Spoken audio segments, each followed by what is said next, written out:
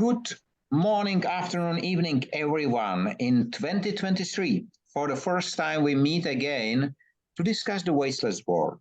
And once again, I have Bill McLean here, and I have Kevin with Mac again here. So I'm the only one without Mac, and even my computer is HP. But we will start with a simple question because today is the January 4th, and I would like to ask both of you, how was the New Year celebration? Kevin. It was very Danish, so an awful lot of fireworks and an awful lot of food and actually an awful lot of alcohol as well. So it was very good fun. And I live on the 13th floor in Copenhagen, and then previous New Year's, when people fired rockets, they went up way above the building. But this year, the trend seems to be towards these mortar packages, which all seem to explode at the level of the 13th floor. And it's surprising how loud they are when you're right next to them. And the fact that Danes love to fire off fireworks until it gets light the next morning, was just absolutely no sleep the whole night. But very good fun. And what about you, Bill? Gosh, I can't compete with that. That's great. My wife and I were in bed asleep by 2 hours before midnight, and I like it that way. We do have a custom here, though. We open the doors and the windows to let the old year leave quietly, and so then the new year arrived, and so we're glad to see it. There's, I think my visionary sense says that there are many good things waiting right around the corner. So we're looking at 2023 with great hope. So I was similar to you. So we went to bed at 10, but unfortunately then the other fireworks woke us. So it's quite noisy. We do not like it at all. And generally I'm looking forward to the moment when the drones will do the images and everything will be silent. I enjoy it. And even I will go for a ride. So I was for a ride on my electric unicycle on the 30th, 31st, and the 1st. I make over 100 kilometers together. And it was generally 16 degrees, which is about 20 degrees more than it should be. So it was really crazy. Today is the first day freezing in the morning. Before there was no frost at all. But if you spoke about the future, I do fully agree with it. And if I do remember properly, last time we ended the discussion with quite an interesting topic. And for sure you have noted it. So the topic, and I apologize for reading it, but given the New World Order's 2030 perspective, so the way that the world order is changing in many different ways, and it's changing now. So in 2030, what will the New World Order look like? Considering what will be the 2030 role of Russia, China, the US and NATO, India, all the other countries, and how is globalization changing into localization? And there are discussions on this topic of many things, of cost, the climate change, of immigration, of changing populations, of democracy or the democratization becoming more democratic in the New World Order or less democratic in the New World Order. It's just, there's so much change in the air right now on so many different levels. Is there some way that we can state this in a manageable, less simple, a more simple way than what I just did? I would like to take something out of my today's live audio event on LinkedIn, which I have every Wednesday at 12. And there was one interesting topic. We spoke this time about human generally and the role of human. And we came to I asked the audience, I asked one question. I asked the question whether they think that governments are needed in, we can call it, in this new world order, in the wasteless world.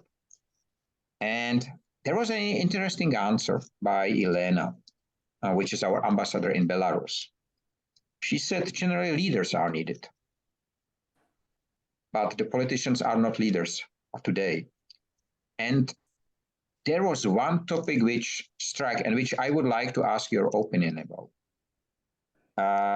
In the same sentence, she said, and the leaders are voted. And then we have a discussion and we realize that generally leaders are not voted. This is not election of leaders. Generally, politicians are elected, but leaders are not elected, but the word she used. So generally, like a natural followed, and so they are raised up, or I don't know how to call it. So, but leaders are not voted or not elected. This was the main topic.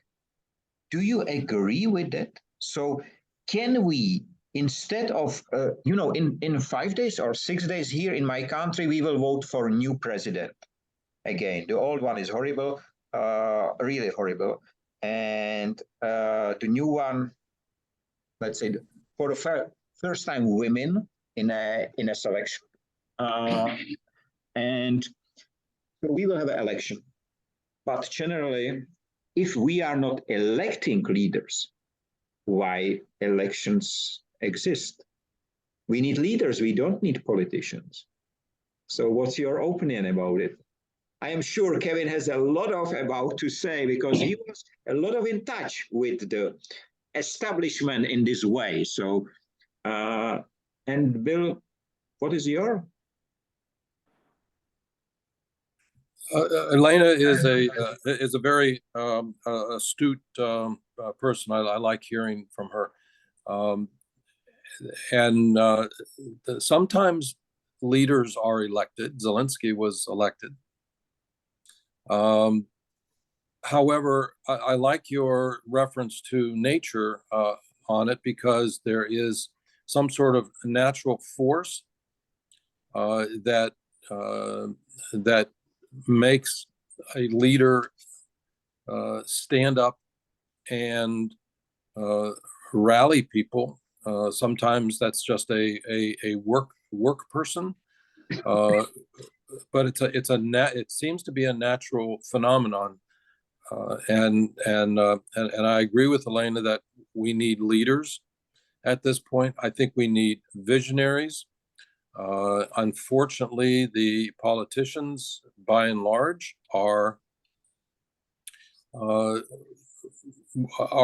protecting their own silos, are trying to say what the tribe wants them to say, rather than thinking for themselves. Someone said democracy is the worst form of government.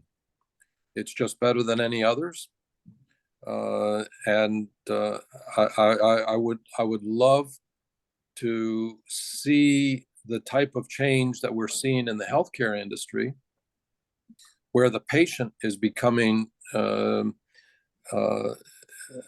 enabled to have a voice, The patient is allowed at the table now. It's not only the providers or whatever. I'd like that to see that more in government, where the citizens have more of a voice and are in the decision making and so on, and not simply by an election every 4 years. So there's many different facets to that, but it's difficult to boil that down. Sorry, that's the closest I'm going to come to a succinct answer. What about you, Kevin? I think that politicians, they're creatures of their time. So, for example, in good times, a politician doesn't need to do much leading. It's more about preserving and ensuring the status quo. If you think of all the great leaders by name, they're mostly crisis leaders. We only look for leaders in times of crisis.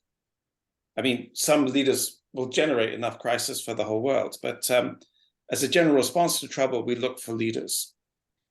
And I think it's a habit we have from early societies, is that we have a hierarchical society where one family, one person will decide for everybody. And of course, we don't need that for day-to-day living, but in times of trouble, we automatically look for a leader.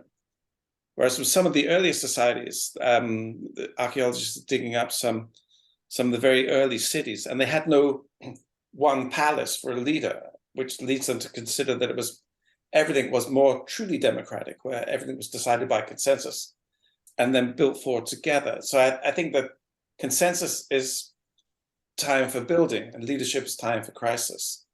So there are some crises coming. The climate is probably the clearest example of this. And for that, we do need leaders rather than politicians. But the question is, how we get this leader to be influential enough that the politicians listen to them.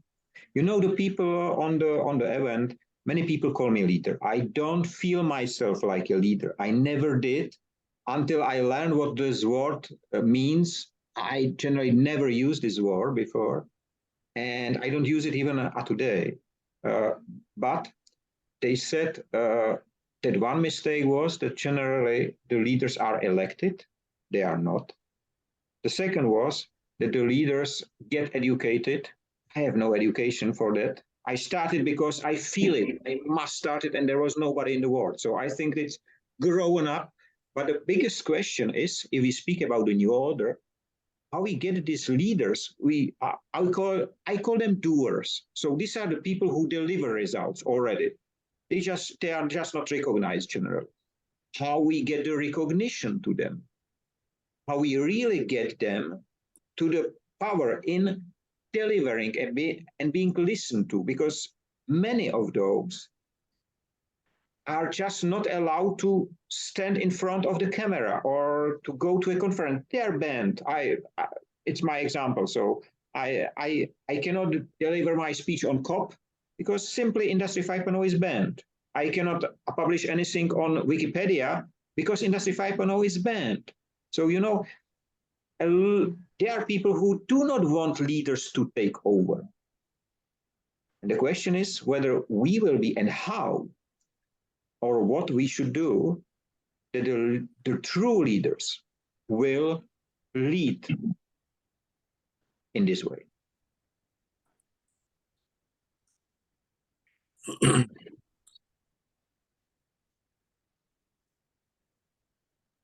There's a lot there to consider, Michael. So I feel like we're mixing our descriptions a little bit. So to be a leader, you do not need to have a crown placed on your head or power conferred on you, either by an election or by a higher power. To be a leader, you need to have supporters who listen to what you say. And in that definition, you are very much a leader of this Industry 5.0 and Wasteless World movement. And every day and every month, that movement attracts more people around the world who think that the goal should be more, as you describe it, than what we see in the world from what the world has done or what history has done.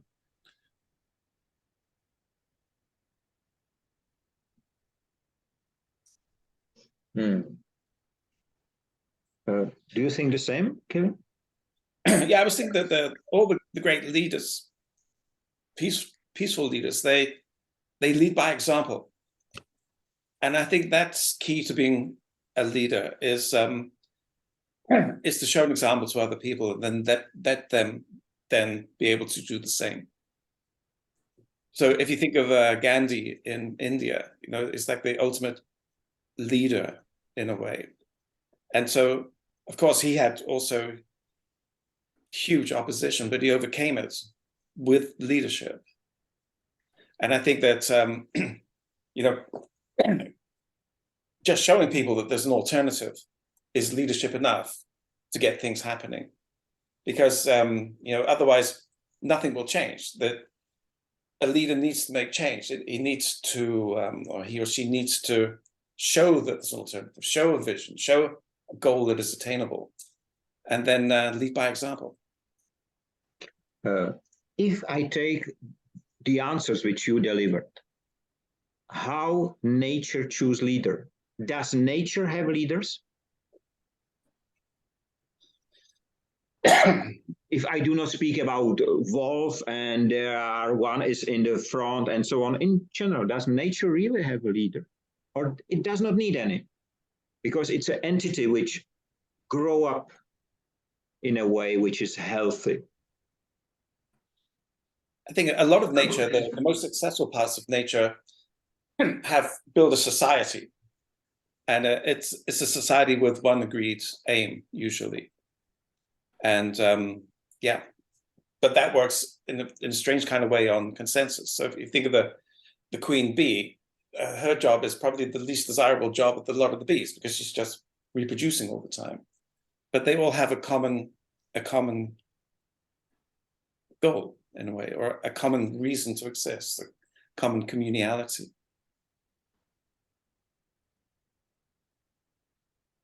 In the animal world, each of the species of animals has a purpose. I don't know if they sense that they have a purpose, but they fit into the chain of life. They fit into, so in the human world,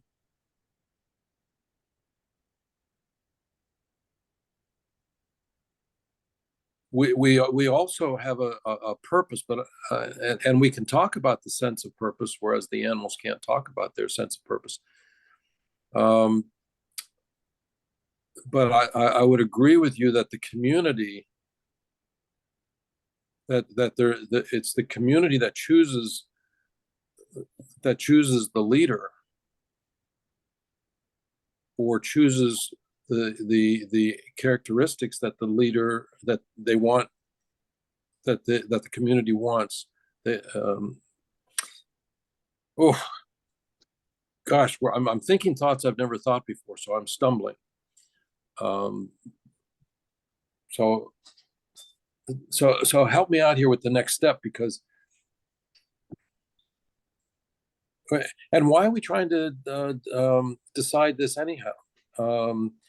Whether it's a leader, it's certainly not a politician, because a politician, one of the definitions of waste has a picture of a politician on it. It's almost all waste.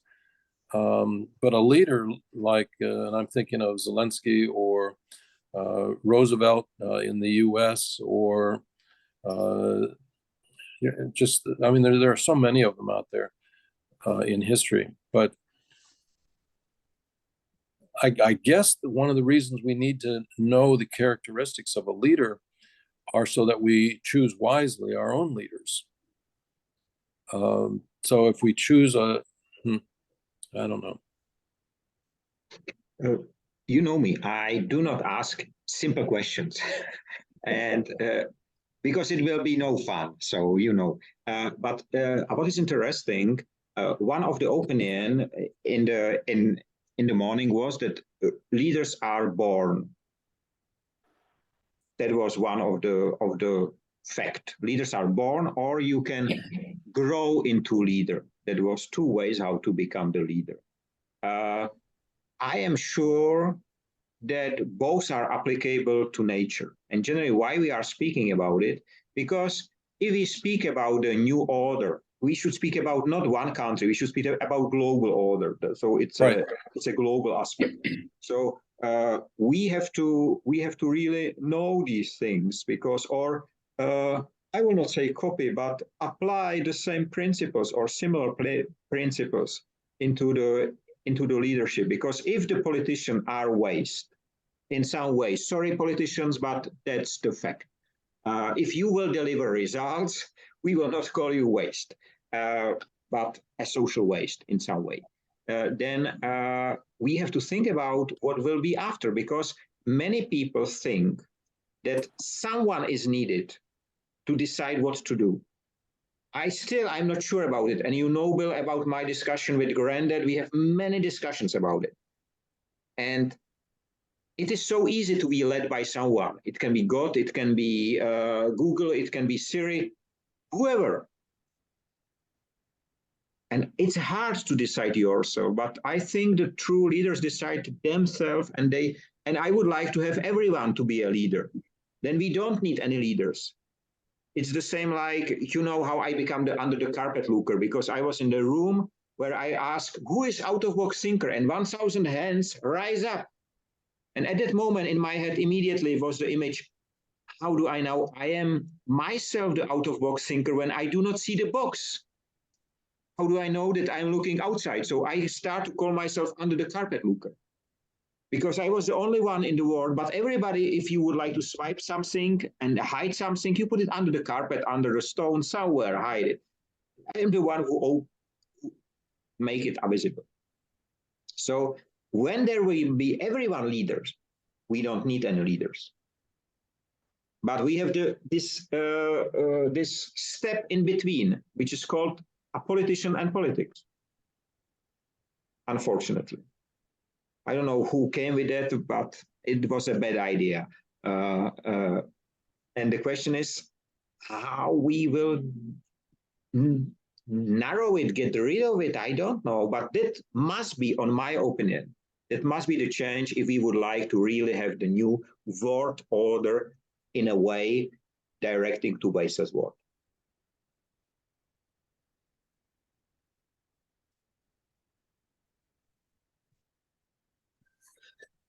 I think that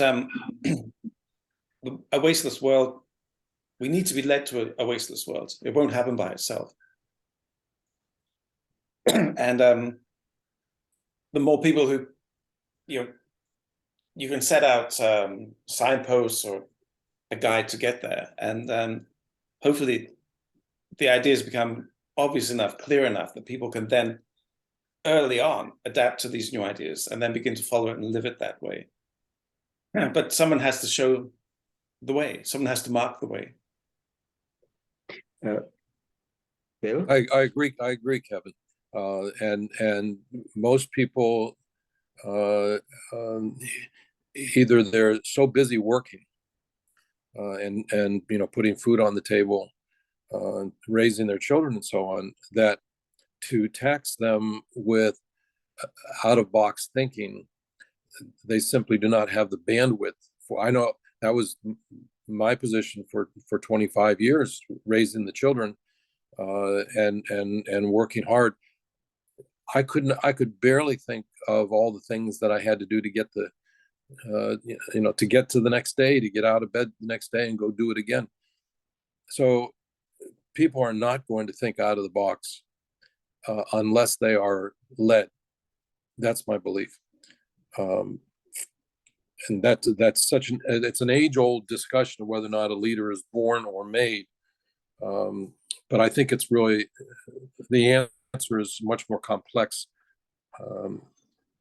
And so that was my attraction. The attraction that I had for the Wasteless World was, okay, somebody has imagined something out there, and for the last year or so, we've been trying to flesh that out a little bit, and so on.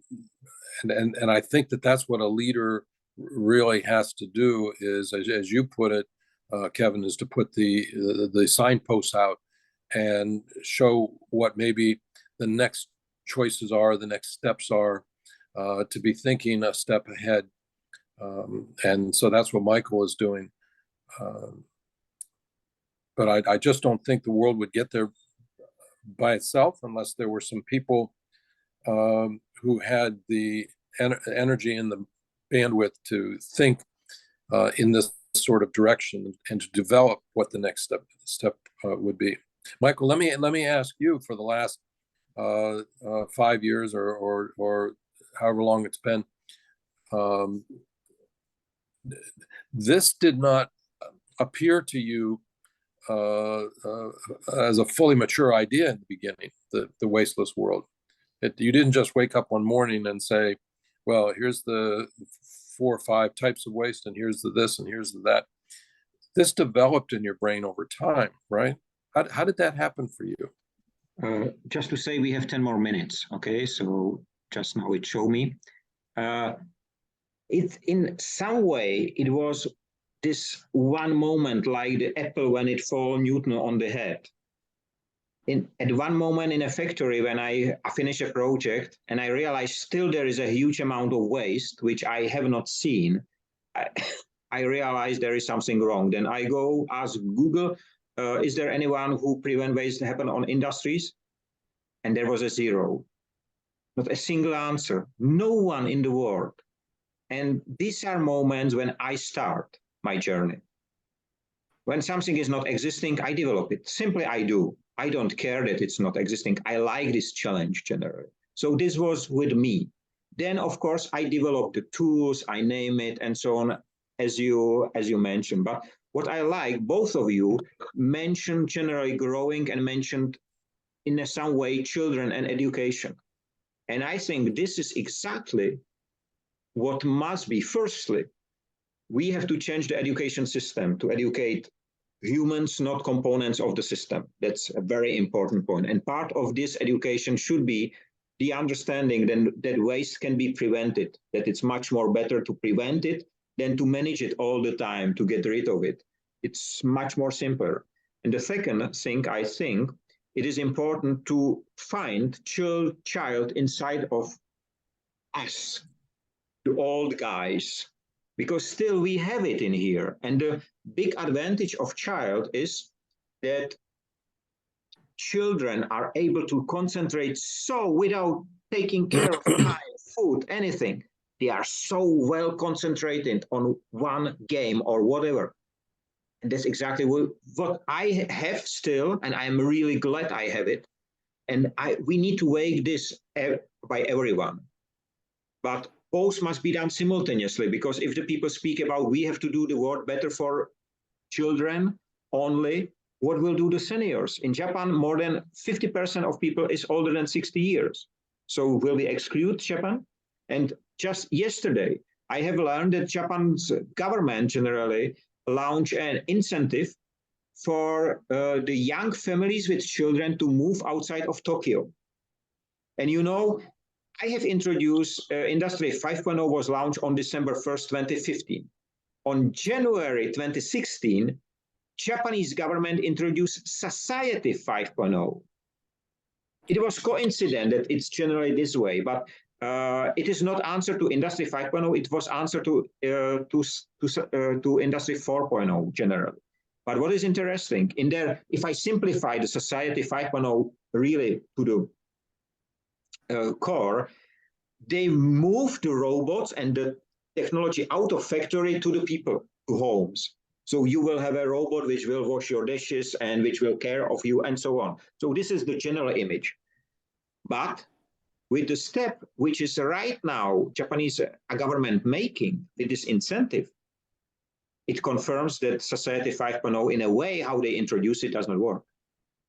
Because if it will work, they don't need to relocate the young people to the villages and to the rural areas because there will be robots. It does not work this way. And so today I get a confirmation that even the Japanese government make a wrong decision. Exactly the same like German government with Industry 4.0. They did not consider because they never ask what is the core business of the people who develop it. Industry 4.0 was developed by Siemens. So somebody who was asked to develop something to sell more machines. And of course, who is better than a company who sells a lot of machines? So they came with something. And Society 5.0, the mother of Society 5.0, is a lady who was the boss of OECD, who was all her life in a financing and in politics. So what she did a political move. But it has nothing to do with reality because again, the humans are left. Humans are in every single picture, but only as the consumers of the technology.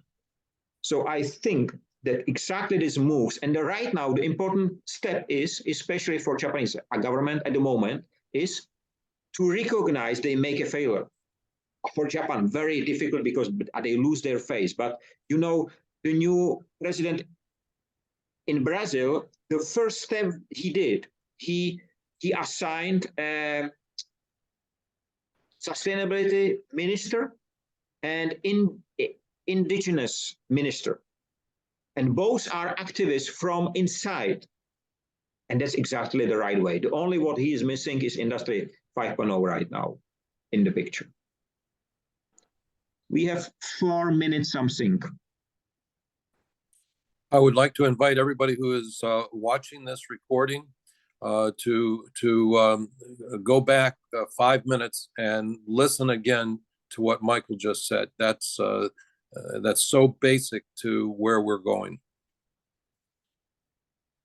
I hope nobody will have a headache, or at least somebody can have a headache. I will be quite happy if the headache will move them to change.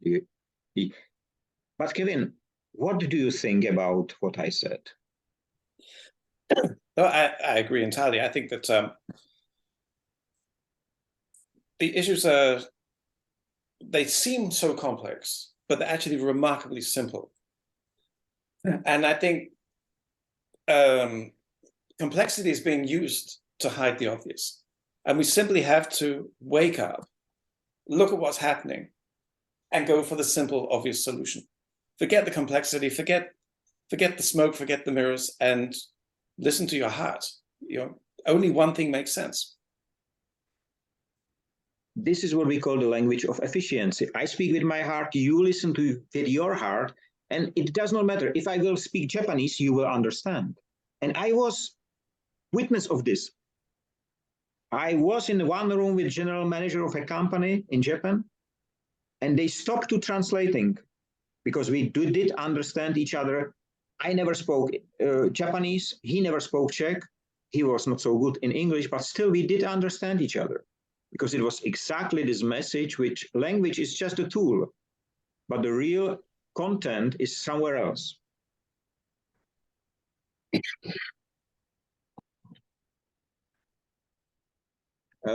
Last question. We have 2 minutes 40.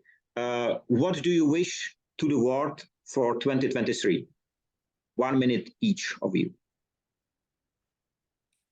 I would like the world, if I had a magic wand, I would wave it and I would ask that everybody be more gentle with each other.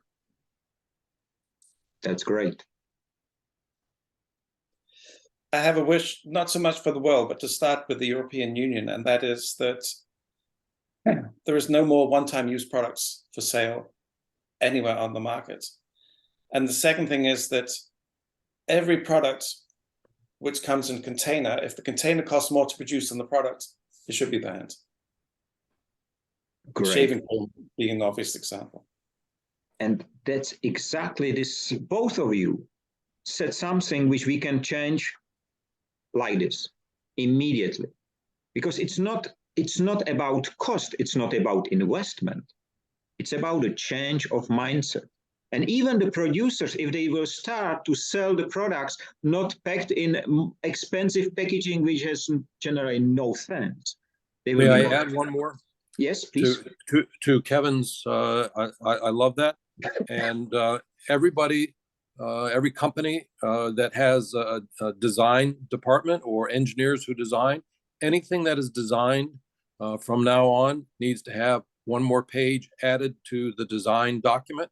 And that page would be a list of other uses where what you can do when you no longer. So now the customer gets this gizmo and he's finished with it, and he can go to the manual and say, I can reuse it, I can recycle it, I can repurpose it, I can use it as an aid for old people, I can use it as, and come up with 10 things that can be used once I consider it waste, but somebody else might not consider it waste. That's a great end, and I wish everyone to have a great year free of waste and wasting in all its forms. Stay safe and free, and please trust me, this year you will understand and you will feel what Industry 5.0 means. And I mean it in a good manner, because it will help to change your life. And we meet again in the original link, both of you, to finish the discussion. So thanks a lot, everyone, and have a great year ahead of you. Bye-bye. Bye-bye.